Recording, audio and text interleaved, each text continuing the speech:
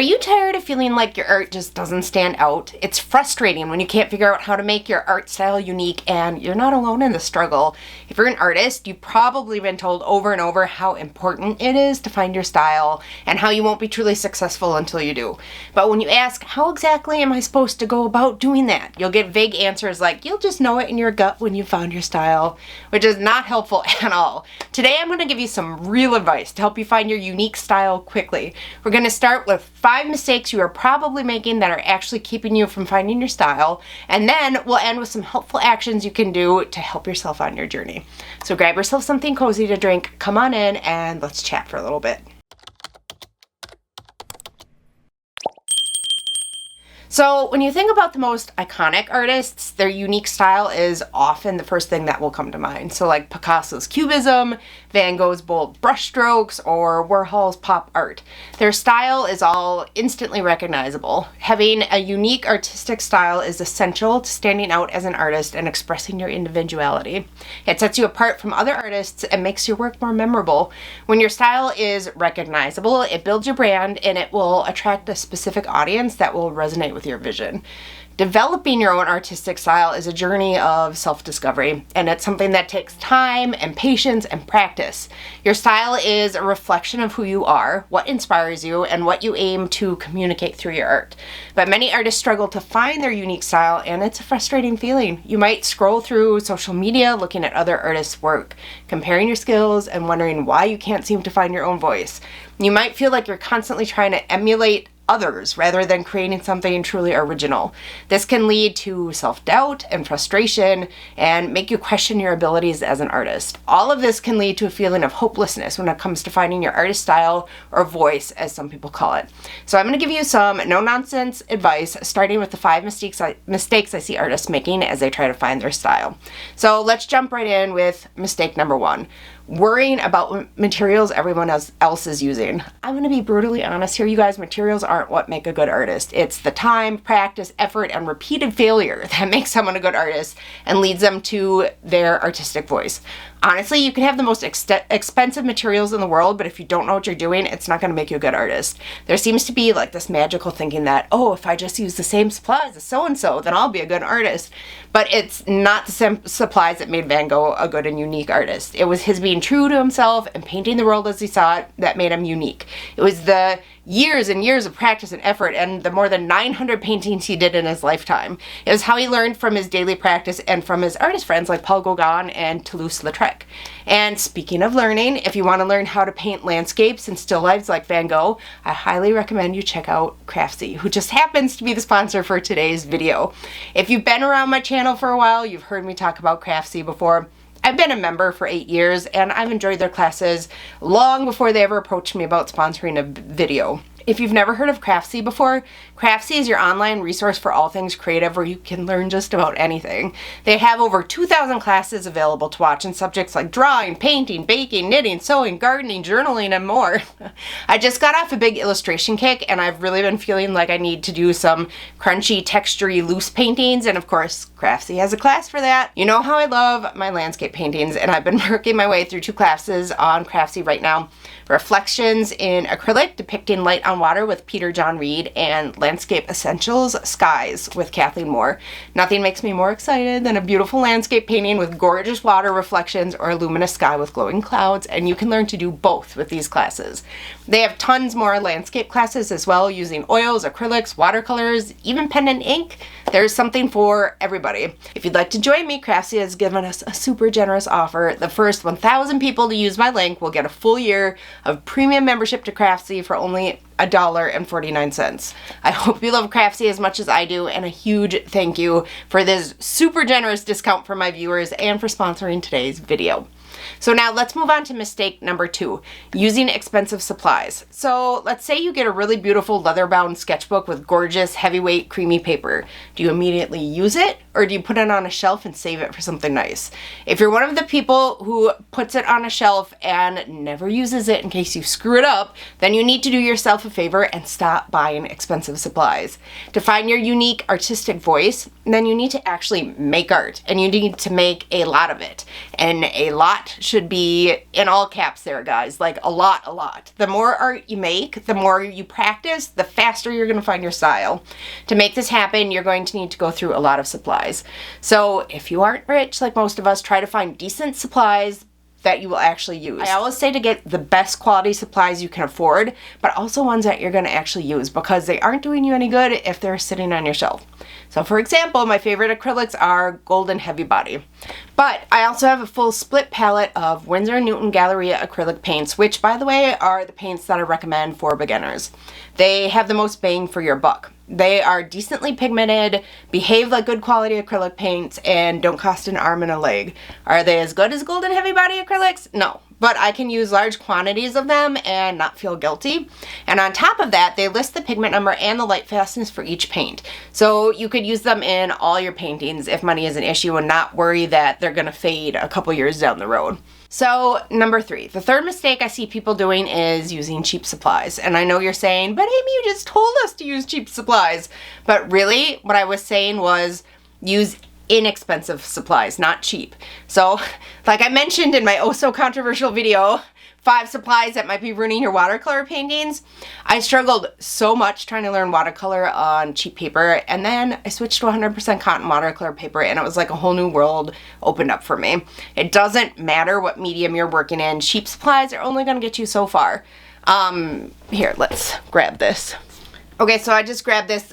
This is an acrylic painting. I painted this with Liquitex Basics on a cheap canvas from Temu. So I'll just hold it up there so you can see.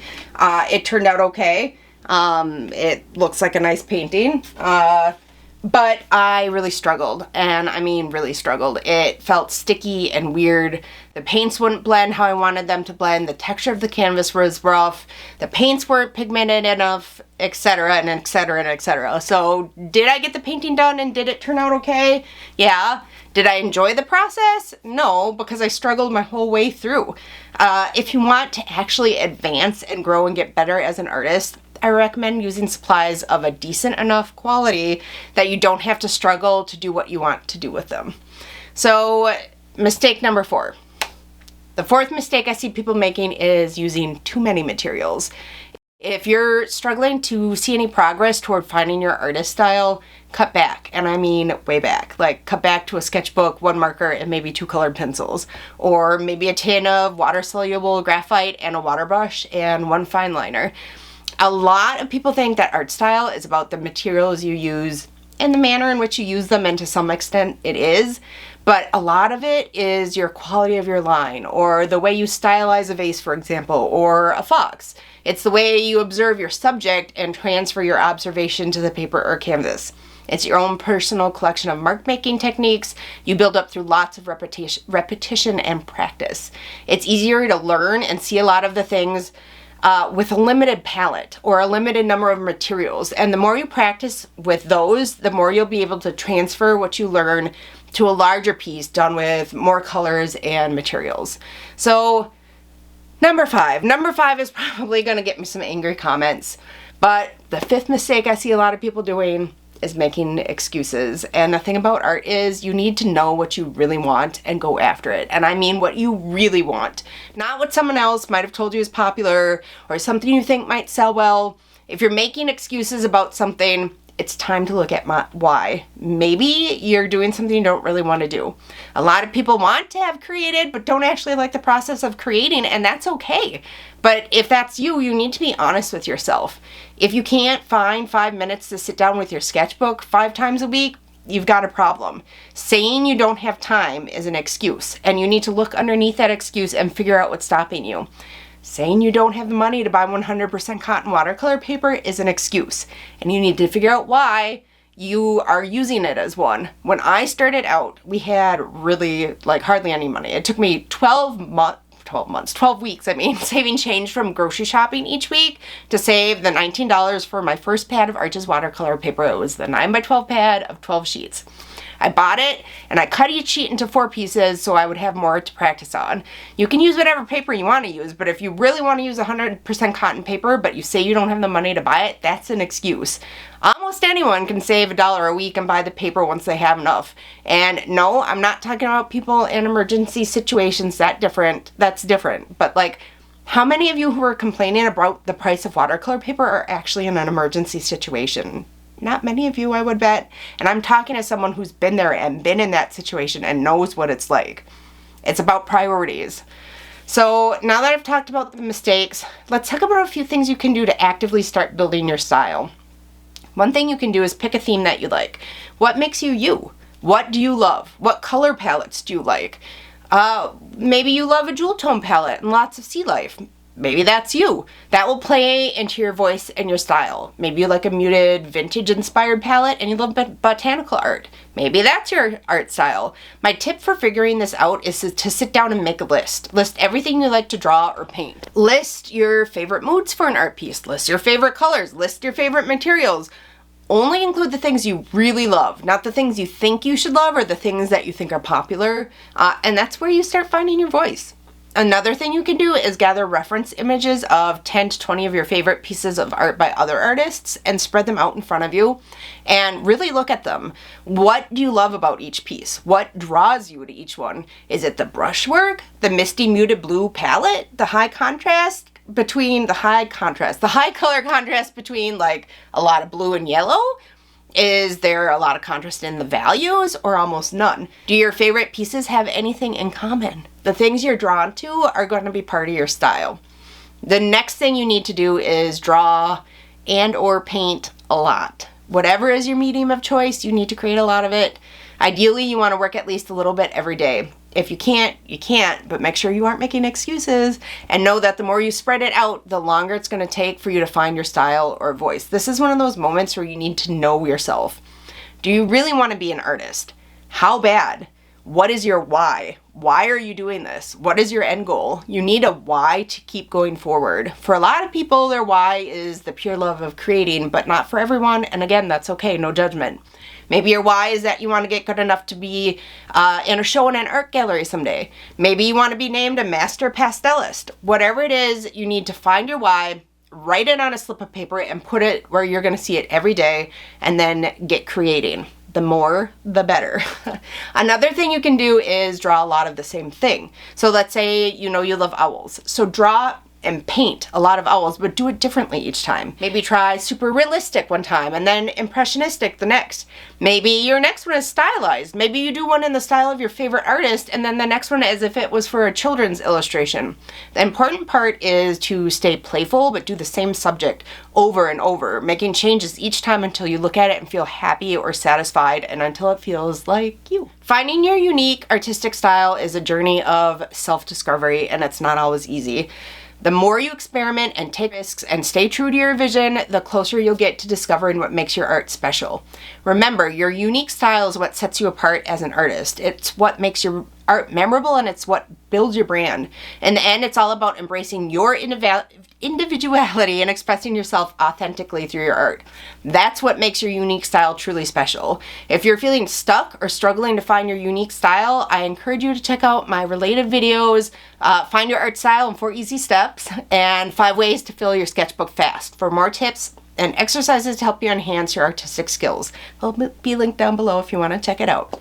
If you have any tips for how you found your artistic style or any stories to share, I encourage you to share them in the comments. You never know when your story or tip might be the thing that provides inspiration or encouragement for someone else. Thanks for watching, and until next time, happy creating!